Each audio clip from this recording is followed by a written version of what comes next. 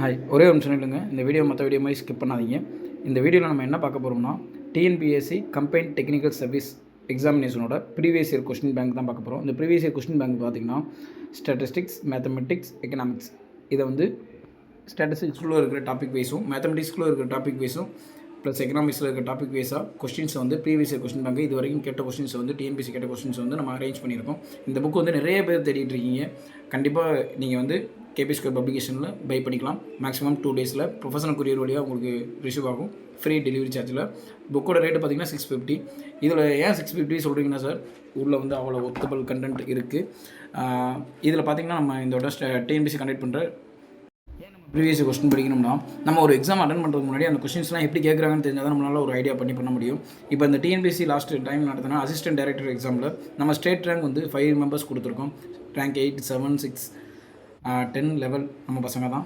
So இதேமாரி statistics inspector and PHS எக்ஸாமினேஷன்லையும் நம்ம students achieve பண்ணியிருக்காங்க. அவங்களுக்குலாம் ஒரு மிகப்பெரிய கங்க்ராச்சுலேஷன் சொல்லிக்கிறோம். இதை ஏன் நம்ம சொல்கிறோம் அப்படின்னா, நிறைய பேர் டிஎன்பிஎஸ்சி படிக்கிறோம், ஆனால் உள்ளே இருக்க குரூப் 4, குரூப் 2 அதை மட்டும் தான் நோக்கி ஓடிக்கிட்டு இருக்குமே தவிர, இந்த மாதிரி டெக்னிக்கல் சர்வீஸ், அதாவது டெக்னிக்கலாக நம்ம படிச்சிருக்கோம், படித்ததை யூஸ் பண்ணுற அளவுக்கு நம்ம படிக்கலை.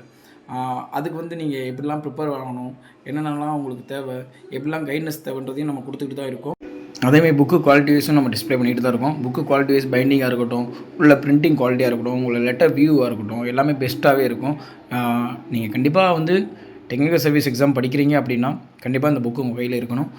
புக்கு தேவைப்படுறவங்க வீடியோவில் நம்பர் இருக்குது, நீங்கள்